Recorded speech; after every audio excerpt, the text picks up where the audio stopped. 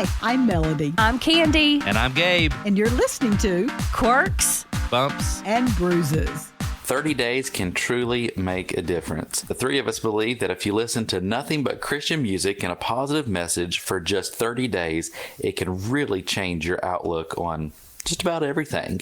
It certainly can. And, maybe you've heard of that, the 30-day challenge, which simply means that you are only listening to Christian music for 30 days. And I have a little story about my niece. She's in her 20s. She's got 3 kids. And about a year ago had come to me and she was telling me about driving every day for about an hour to her job. And she said, the job is just brutal. And physically it's brutal. Mentally it's brutal. And she said, honestly, it just is such a drudgery to me to have to go to this particular job. And I said, well, tell me what you listen to on your way to work. And it was nothing bad, but it wasn't Christian music. Mm-hmm. And I said, I tell you what, do me a favor. And for 30 days, for 1 month, I want you to listen to nothing but Christian music on your way to work and your way back home. Yeah. And I said, I know you love the other music too, but I said, just trust me on this and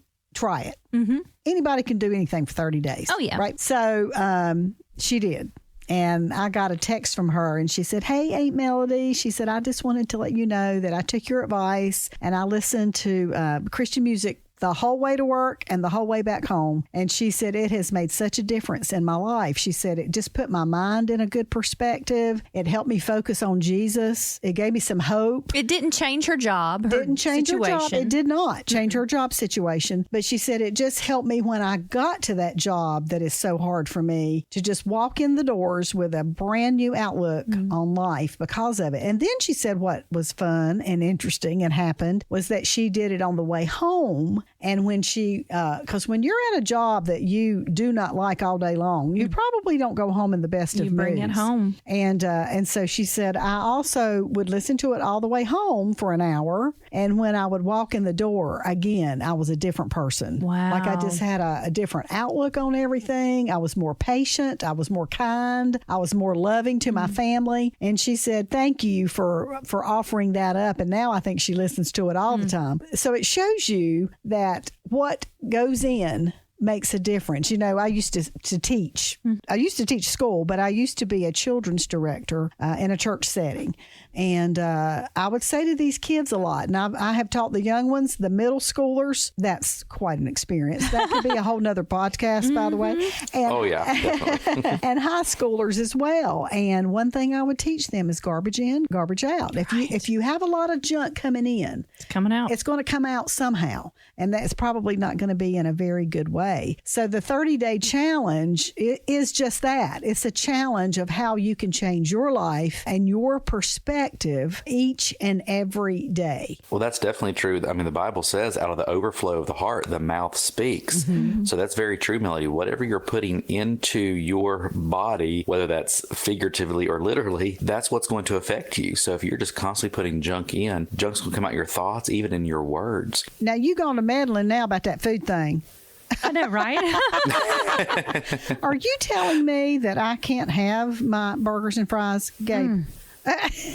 You can have your burgers and fries, but well, but you're gonna feel like you have your eat burgers and fries. Yep, I know. But you're right. That saying "you are what you eat" is basically what you're saying too. Yeah. But yeah, you're right. Anything that we put into our minds and hearts that's not pure and holy is not going to produce anything good at all. And it's so easy to do because that's what we are surrounded with. I mean, we have to be very intentional as followers of Jesus to make sure that we're putting the good messages and the positivity around us, because even just something as simple as listening to the news, all three of us, we like to listen to the news. I kind of consider myself a news junkie in a lot of ways. Like I want to know what's happening. I listen to the news and I like to stay up to speed with what's happening politically and economically and all that. But you can definitely take that too far if that's what you listen to. I mean, 2 or 3 minutes of that and you're like, man, we're all going to be dead tomorrow. What's the use in even doing anything? Because it's just doom and gloom. But so I will listen to the news, get the headlines, know what's happening. I think it's smart to know what's happening around your world so you can look out for yourself and your family and then turn it off. And even just like, I really like, and I know Candi does as well, country music,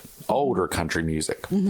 I do enjoy listening to, like, especially 90s country. But I notice, like, I'll just say I'm going out to my garage to work on a few things, something. I'll turn on some 90s country. And I'm like, that's just what I'm feeling today. And I'll listen to that for, 20, 30 minutes. And it truly does change the way that you feel. And I'm like, oh, I need my Southern gospel now. And I put it back on. And it's almost instantly this change that happens. So, yes, it is. So it truly does make a big difference. We've had listeners say to us that when they have been away and maybe couldn't get the music of Joy FM, that they just become so irritable, And then one lady said, if I get in the car and somebody tries to change that channel, I slap their hand, Something you said, Gabe, when I was teaching children, I love to do object lessons.